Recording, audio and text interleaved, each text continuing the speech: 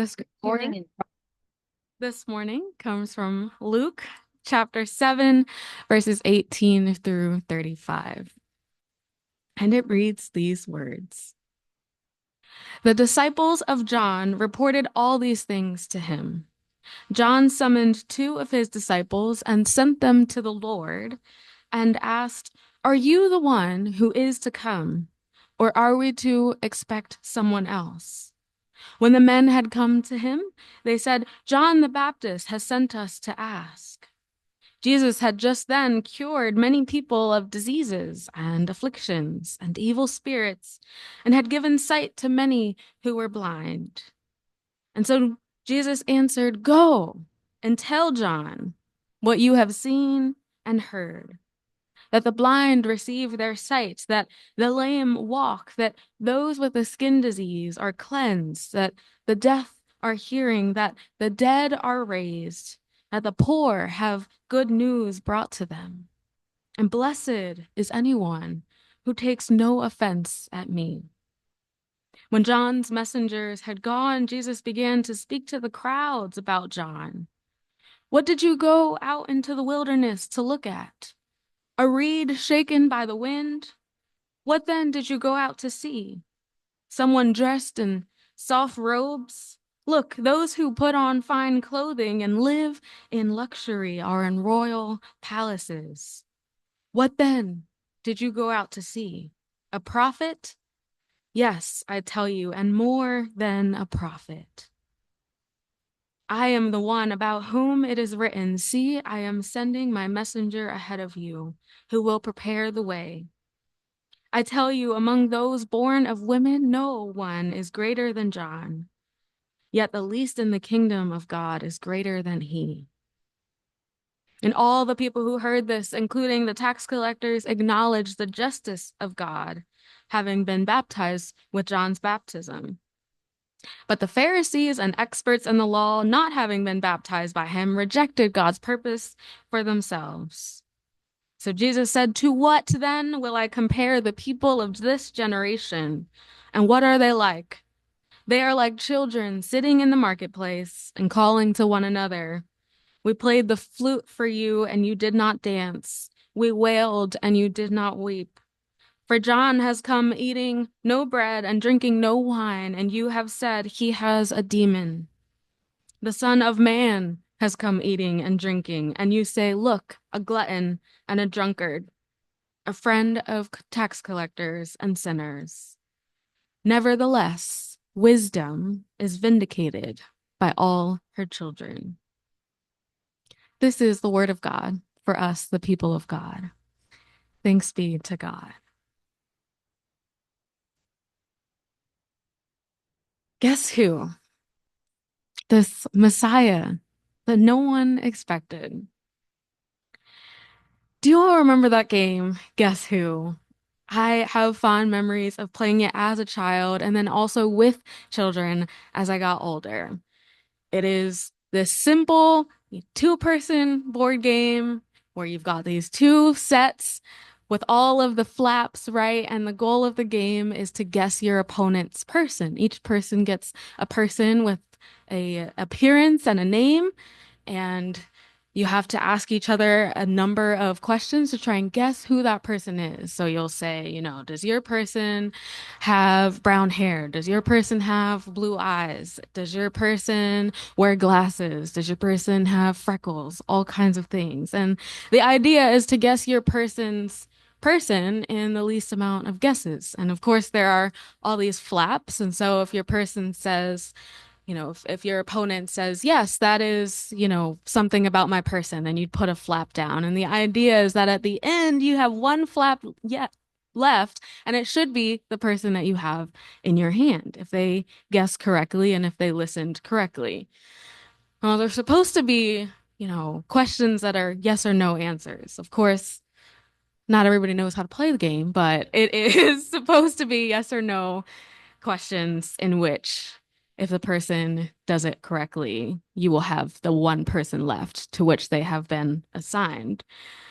It is this simple game, right? It is this fun, entertaining game. The goal is to eliminate all incorrect possibilities. The goal is to uncover the truth. The goal is to guess correctly about identity. I was thinking recently about this game, Guess Who, which I have played many times, and I began to think about the disciples because I'm not a normal person that I would think about the two as being connected. But I began to think about the disciples and the people of Jesus's day who, in my mind, are playing their own version of Guess Who. A lot of times when we think about Jesus's day, we think that when he's going around claiming to be the Messiah, people are asking him if he's the Messiah. We think about that as if that is a unique experience to Jesus. The truth is, there were many people around who people thought were the Messiah. There were many people around during this time, before and after Jesus, who claimed to be the Messiah. And for lack of a better analogy, the people are trying to figure out who is the truth. What is the truth? They're playing their own version of Guess Who. Each person has these expectations of what the Messiah should look like, be like, feel like. And Jesus doesn't really fit neatly into their framework, of course. They're constantly asking, does your Messiah look like this? Does your Messiah have this on? Does your Messiah have this amount of money? Does your Messiah wear these clothes, hang out with these people? And the answer keeps coming up, no, no, no. You haven't guessed correctly.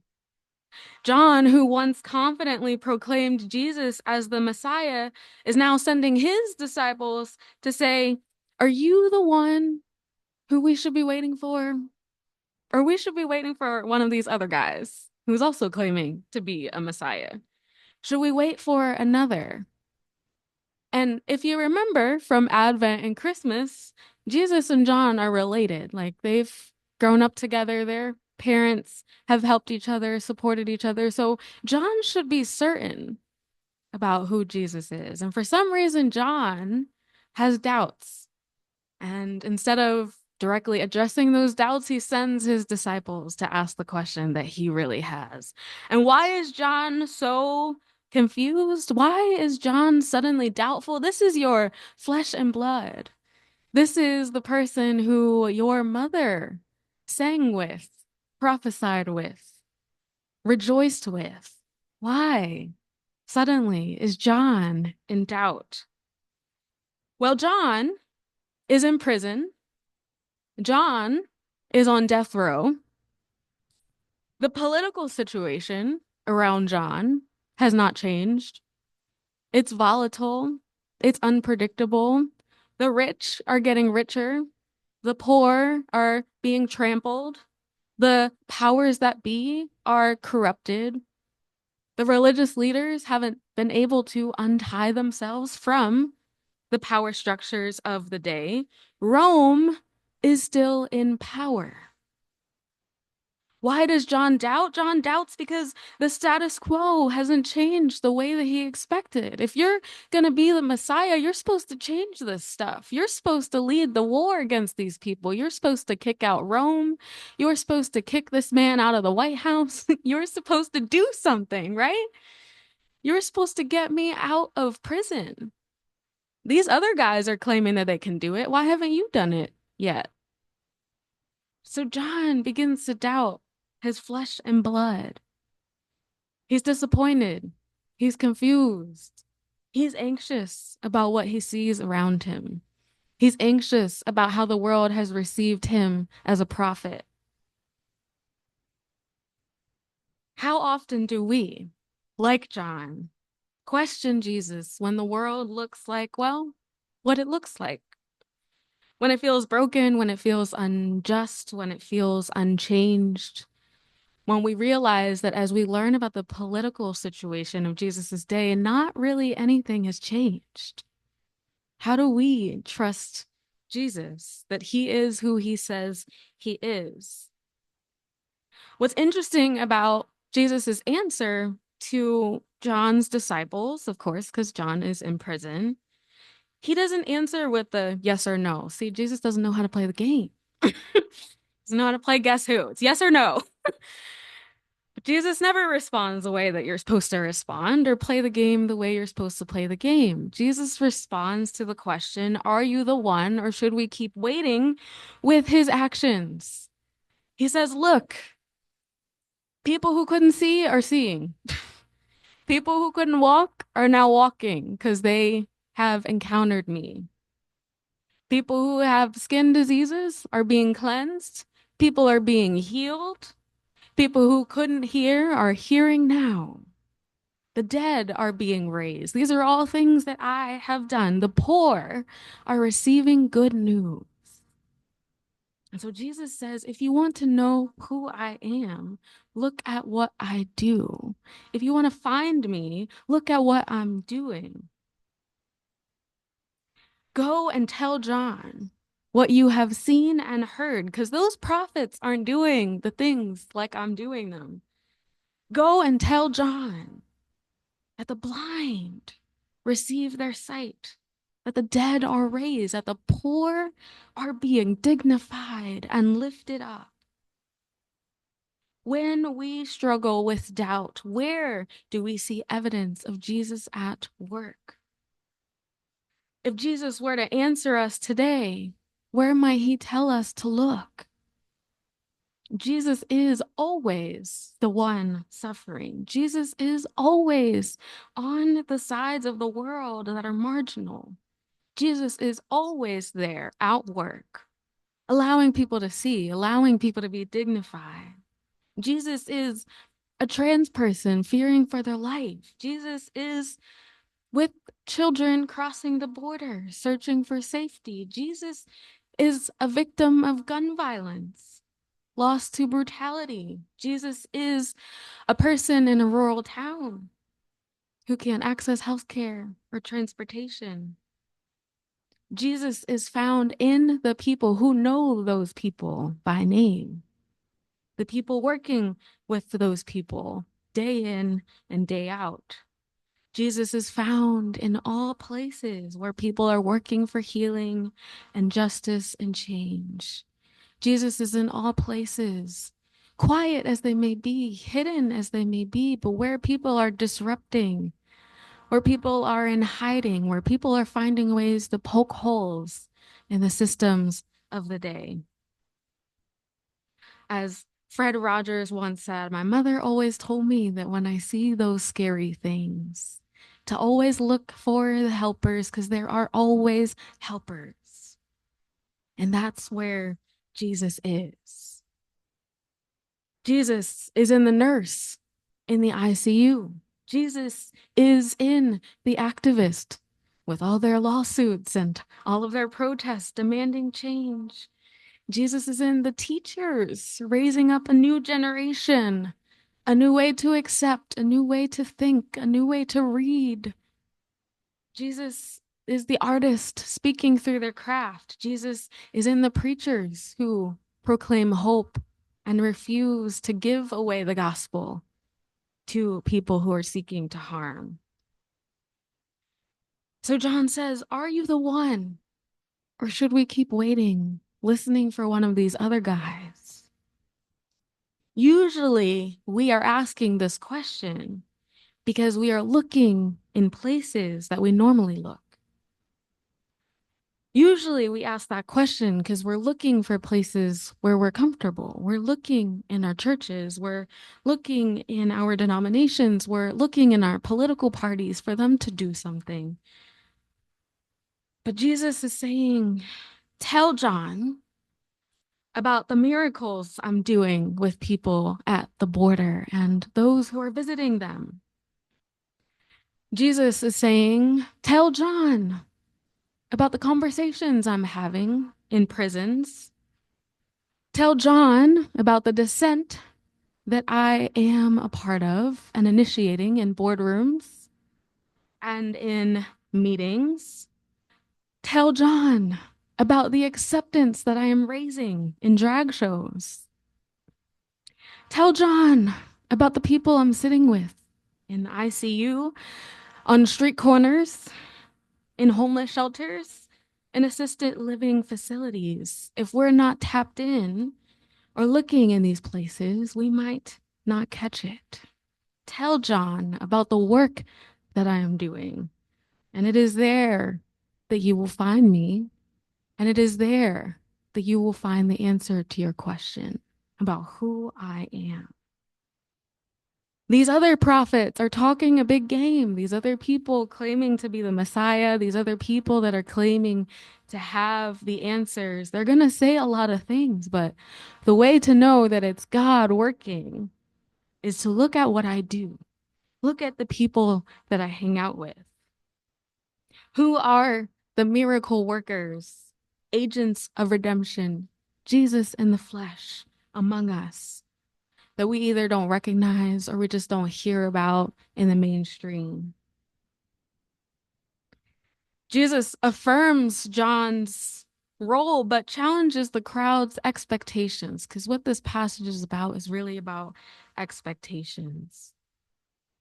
Jesus is sassy. He says, "What did you think you were looking for? A prophet in fine clothes, a warrior, a king, a president to save you?" The people are playing guess who. They're holding up their own clues about how Jesus must look like and how Jesus must act. They think maybe Jesus is a political liberator. They're looking for Jesus to be a conqueror, to go to war with Rome. They're looking for a religious leader who fits their mold. Many miss Jesus because he didn't fit their idea of a Messiah. Just as today, many are shaping Jesus in their own image. We all do it to some extent. But recognizing who Christ is bearing witness to the healing that is being done, which surely we will find if we look in the right places. Just like in the game, there are all these different groups of people and all of these different individuals in American society holding up their own clues. Some say that Jesus is a nationalist, waving an American flag. Us first, they say. Others see Jesus as just a capitalist, here to bless us with wealth and prosperity.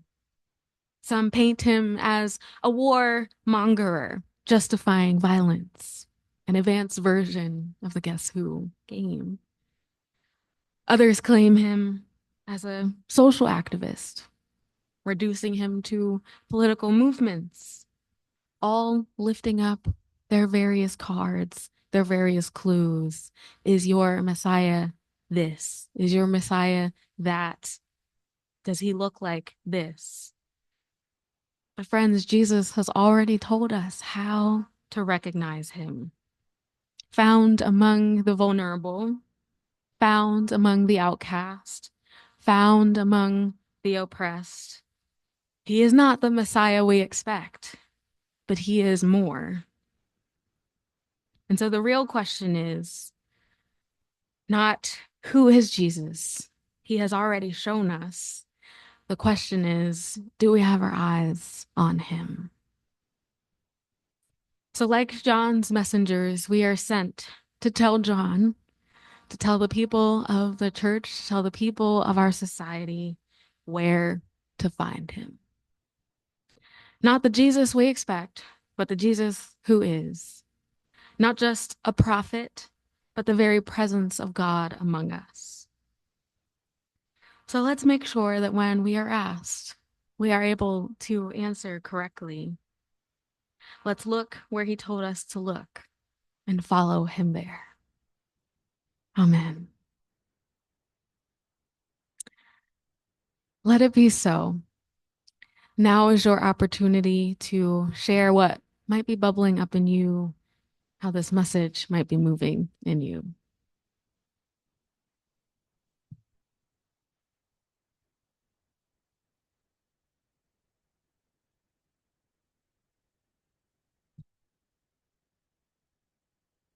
Thank you, Brooke.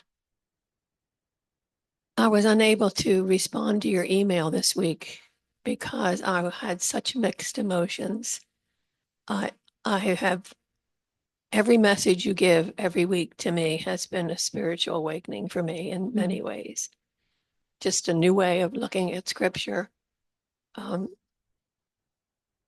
a deep touching of mercy and justice mm, in ways that we don't look for. mm, I, when you finished today, I kept thinking about the um, funeral that I went to for Ricky, mhm, and just the people that were there. Um, there wasn't any there wasn't any minister who spoke flowery words. mm, It was just their sharing of their life with Ricky, mhm, and many of them were probably the poorest people that live in Middletown. And but their hope that they had in the Lord was so apparent at that funeral. It really touched me. mhm, Um,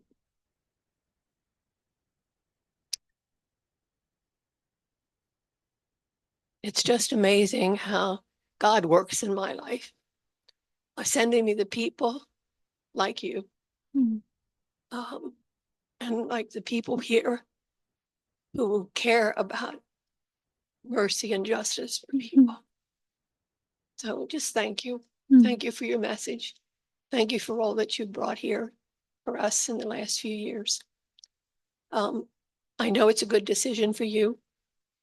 I know that you're following the Lord. You're doing the things that you need to do in your life. And I know when I love somebody, I have to let them go. But it was hard for me this week. Yeah. So I just wanted you to know that I love you and thank you. Oh. Well, I love you too, and the feelings are mutual. It's been a very difficult week. But I will use every last second that I can with you and for you and all those people that you listed, you are one of them. Like just the way that you love and the way that you care and the way that you challenge us. I mean, really, that was here before I got here. And so it's just so inspiring. So thank you. Yes, this message too was very powerful. And I had a thought. Um, all your messages have been amazing. Do you keep records? Could you pile them up and publish them for all of us? For so many that don't get to witness what we witness Hmm. every day, every Sunday, they're missing out. They're Hmm. missing out because your messages are very powerful. Um, But the Guess Who game brought me some sweet memories of my children. I Yeah. just, I was a young widow. And when I was cooking dinner every night, the kids were always under my feet. They Oh, just wanted to be with me.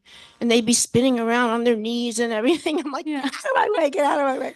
So I used to play a Guess Who game with Hmm. them. And we didn't have the board game out, but I would say, I'm thinking of a person or a Hmm. place or a thing. And my daughter would get very upset, even though she was the older one. My son, after two clues, would guess who it was, and she'd get so frustrated. Let me guess somebody. But so she was studying to be for her first Holy Communion, and so I used to know what she was studying. So I would state things like that she was learning during the week, like from the Bible or whatever, to give her a little in, Yeah. you know. And yeah, she was like, I got it, and it made her so happy. But yeah, we used to play the game all the time, and it just brought back some sweet memories. So Hmm. thank you very much. Thank you. Yeah. Yeah. It's fun memory. A lot of nostalgia I was thinking about. And also some frustration of thinking about what that looks like in adulthood, right? Like it is all really just a game in which the answers are a lot more complicated and the clues are a lot more complicated and the stakes are a lot higher. But it's nice to have a light memory too to think about. Anyone else?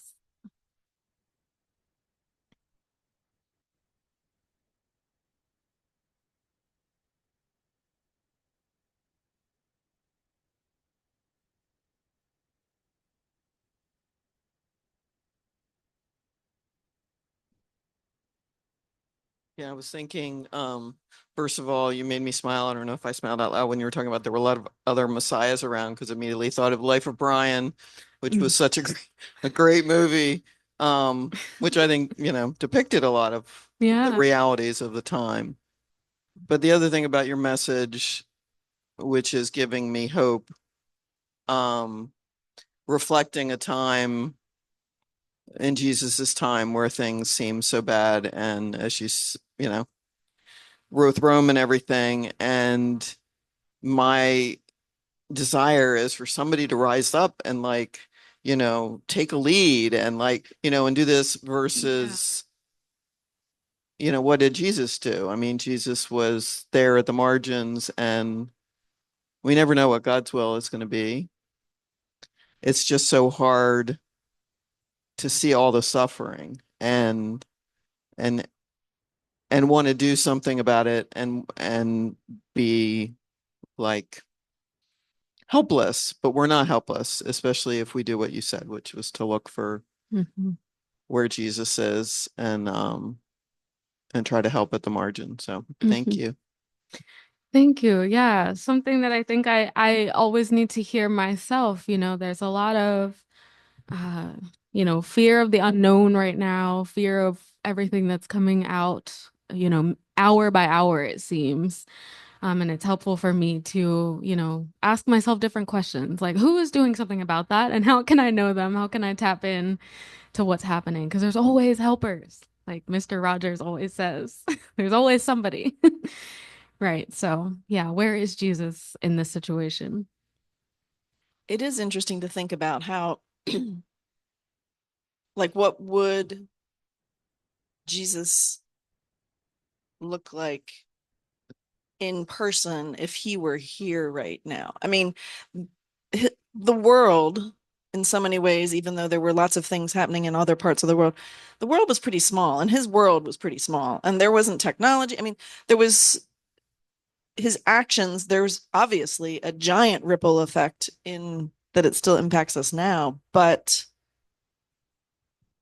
it was really pretty small. Yeah, And he wasn't worried about what was happening on another continent. right. And I mean, but they didn't know. I mean, so it's always hard to think about how much bigger things in some ways have gotten, but if we just focus on his actions weren't even to, as he points out to John's disciples, they weren't even to the government that was ruling, really. It was just taking care of the people, Hmm. one on one, or maybe a group, but it wasn't. His change was that ripple. Hmm. So Yeah, it's a good point. Thinking about the small, things that make the most impact, rather than feeling like we have to take on everything that they didn't even know existed, like you said. So, but it is still, I'm like, I still would love to hear what people think of, like, who would he, not that he would be somebody that actually, you know, we would say as a role model right now, but where would he be, mhm. you know? Well, he certainly wouldn't look like a lot of the art that we see of him. So I don't know if we'd recognize him, but maybe you would, right? Like maybe this message is one of those things. Like these are some of the places where we could expect for him to pop up. Yeah. Yes. I'm just picturing it, but I'm thinking about he would look like Slick Rick. That's what they called Ricky. And he was truly somebody who cared about the people in his neighborhood Yeah. and the kids. He didn't have kids. He had other people's kids. Mhm. So it was just if I had to picture someone today, I would think about Slick Rick. Oh, that's so sweet. Yeah, I don't know if other people got a chance to meet Ricky, but I interacted with him a couple times, and yeah, I mean, just down on his luck and had the biggest heart. Like every time I saw him, he's like, what can I do for you? How can I help out? Can I sweep? Can I mop? Can I clean the bathrooms? Like why are you going to do that? Like when we need to be helping you, and just taught me that that's not the case, right? Like anybody can step up and inspire and help, and just those people who are so generous that we don't even see a lot of times if we're not trained to see as we're in the neighborhood. So yeah, what an image.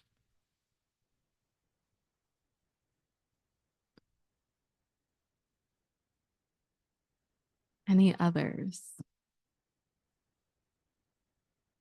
And let us continue to share too. I mean, not right the second, but just as things come up in the coming months, um, what you are hearing about as far as things that are being done and communities that act for you as a model of what Christ-like love is, what Christ-like welcome is, what Christ-like care for the vulnerable is. So let's share those stories so that we can be encouraged as we go into the week to see the ways that Jesus is working, because it can be hard.